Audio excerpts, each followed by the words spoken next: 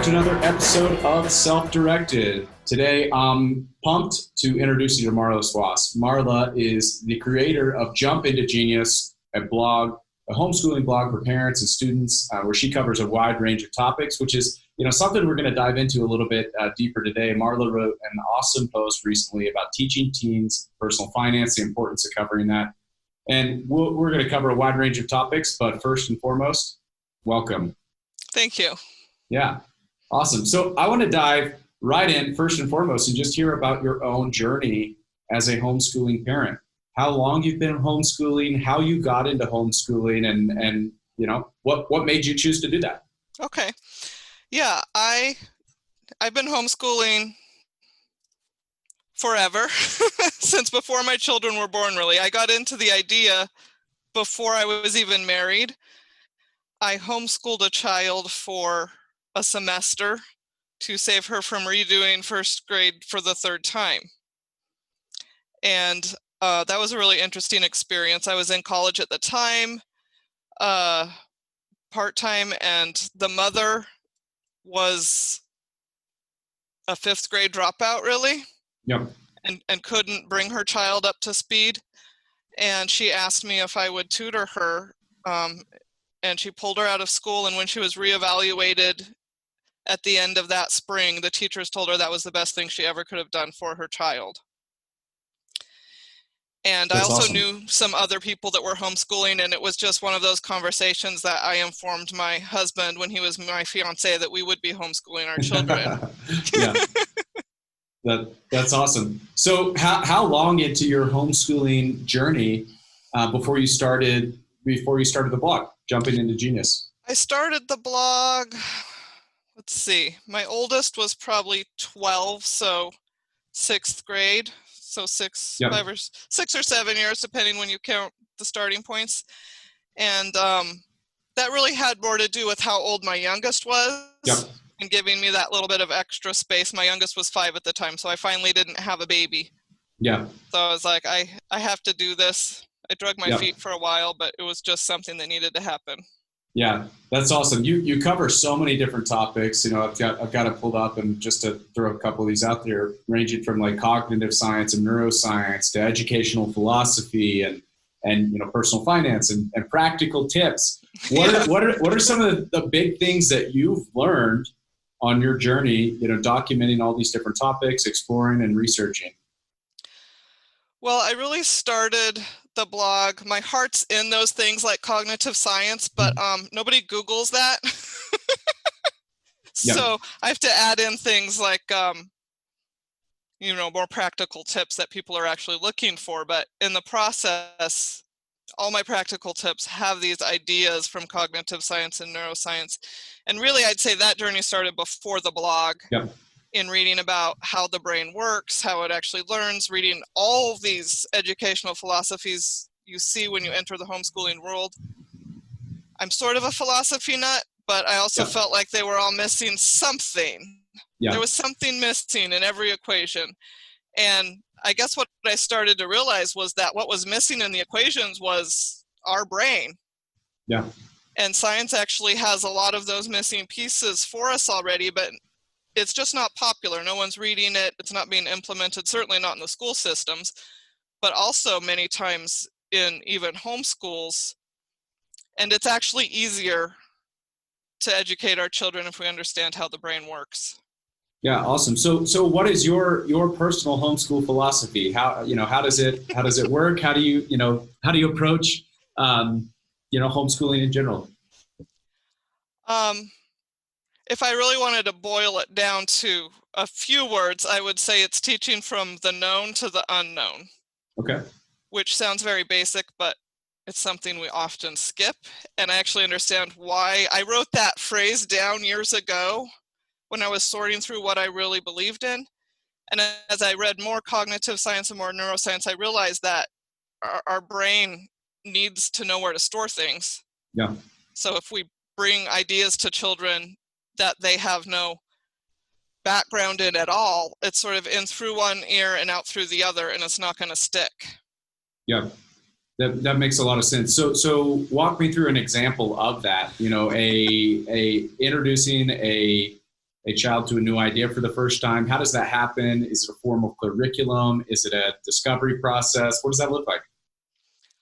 Um, I do use curriculum. I tend to piece together my own favorites because I feel like the things that experts create are always better than the things that curriculum developers create. Yep. Um, and I guess part of it's just keeping the connection between life and learning. You know, your your child's first introduction to fractions shouldn't actually be the math workbook. You should have talked about it a million times when you were cutting a pizza or baking a recipe and things like this. And then when they get to it in the math, they have a place to go back to it. And when they're struggling, you can tell them, oh, go double this recipe, and just let them see the real world use for it and things like that. That makes a lot of sense. It reminds me of the mental models. Like you're introducing a really, really broad concept before you start diving into the specifics, nuts and bolts of how that works. Yeah. That's awesome. That's awesome. I appreciate you sharing that. So I want to focus, a lot of our discussion on this post you wrote about teaching teens personal finance and how you've gone about that both as a homeschooler, but also like the ideas that you put forth in the blog. First, I just want to ask you, summarize some of the big ideas in there, why you think it's so important to start early with personal finance. Well, basically because it's a life skill. Yeah. And life skills are the most important things. Those are the things our kids need to survive. And it's when your teens are still at home with you, they're still looking up to you and they're more open to your advice. And once they leave, it's almost too late in a lot of ways, especially if you've never talked to them about it before. It needs to be an open sort of conversation. And of course, they can come back to you in their 20s, in their later teens, and ask more questions. But our kids are being pressured at a very young age to spend a ton of money. Yeah. And I guess that's why I think it's so important to start young, because they need to know what they're taking on when they're 18 years old and they might be signing up for $40,000 of debt. Yeah. That can be life crushing. Yeah, 100%. So what are some of the ways that you've gone about implementing personal finance and having those conversations with your own kids? Well, we've done things like shown them our mortgage statement, like here's the tax on it. Oh, and here's the tax on our pay stub, and here's the sales tax, and here's the income tax, and here's the property tax, so that they have, because a lot of people I find grew up without knowing all that existed. And so then when they're crunching the numbers in their head, they're not crunching all the numbers. Yeah. So just involving them with that part of our lives as they get old enough to kind of understand it. I'd say we probably start that in the early teenage years. And asking them questions like, if you were to get this degree for $40,000 and you're going to make this much straight out of school, do you think it's going to be worth it? Yeah. And I've had some of them ask me questions too, like, how much is a house? Yeah. like their wheels are turning too. One of our sons, our second oldest, is 15. He really doesn't want to go to college. And he's very smart and kind of an academic kid, but he doesn't want to go to college. And we've told him, just figure out how to make a good living. Yeah. It's great. Yeah, it's a different journey for all of them because it's sort of personal too. Yeah. Are there specific activities beyond, involving them in your own personal finances, like walking them through the numbers? Are there other activities or things that you've done to help, what you mentioned earlier, start with the known and move towards the unknown? Well, when we found like $500 in my 14-year-old's wallet, we told him, oh, we should put that in the bank. Yeah. And then when he had the next batch, we said, okay, now it's time to invest it. So he actually has a stock portfolio going already. Yeah. And what's another? Just thinking about where they're putting their money. Yeah.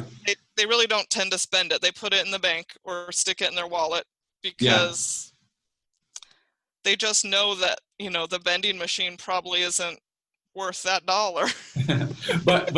So are they earning money? Yeah, my second oldest is a dog walker. He walks a neighbor's dog while they're at work all day. Yeah. And then my oldest has actually sort of 2 internships right now in graphic design. He's awesome. He's 17, but he's taken a bunch of college dual enrollment credits in graphic design, and he now has 2 clients. He's working from home, sending them stuff and getting paid. So that's really pretty awesome. Yeah, that's great. As a parent watching your kids take on those responsibilities, performing a service for somebody else. Yeah. What has that been like? Has that been something that, have you noticed a change in them, I guess, from those types of circumstances? Confidence. Yeah. My oldest's his first time he made money was actually other college students that were older than him asking for tutoring and paying him to tutor them in the classes. You just can't give a teen confidence like that. Yeah. A parent can't. It's the outside feedback that really raises the level for them. Yeah. So I'd say it does increase their confidence for sure. That's awesome. That's awesome. So you've written on so many different topics around homeschooling and development. You've been in this game for a while too, it sounds like. What advice do you have for parents who are homeschooling for the first time, whether, they deliberately made that choice or it's kind of forced upon them due to circumstances? What advice do you have for them? Really embrace the freedom.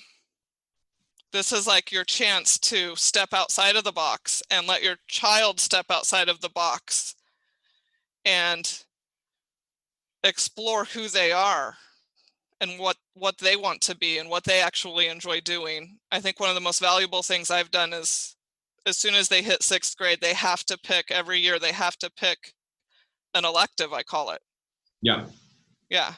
And some of those electives have taught them that they didn't want to be what they thought they wanted to be. Yeah. And now's the time to explore. Once you're in college, it's too late because you're spending money on it. Yeah. You got to explore now so that when you go to spend money, for sure it's something you're actually going to enjoy doing and that you're building the life you want to have. Yeah, that makes a lot of sense. I love that idea of just exploration and when it's free or when it's, next to free. Yeah. Yeah. What does a kid have to lose? Yeah, that's awesome. That's awesome. Well, thank you so much for your time today, Marla. I will point, I will include links to your website and several of your posts in the show notes. But is there any other piece of curriculum or content or resource, for that first time homeschooling parent? Is there anything that you'd say, if you don't read anything else, you've got to check this resource out? They probably should start with a post I have on my blog. It's called What Type of Homeschool? And it really takes a step, a higher level organization that many how to homeschool blogs skip.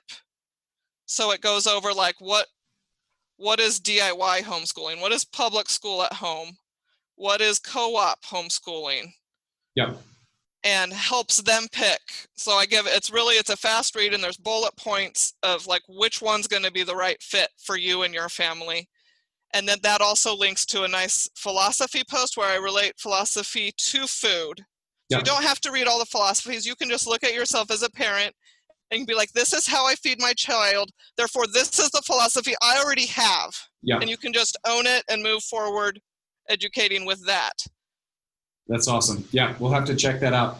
Again, that website's Jump Into Genius. I'll include a link to that article in the show notes. Marla, it's been a pleasure. Thank you so much for joining us on Self-Directed. This has been another episode of Self-Directed, and we'll be back again with you soon.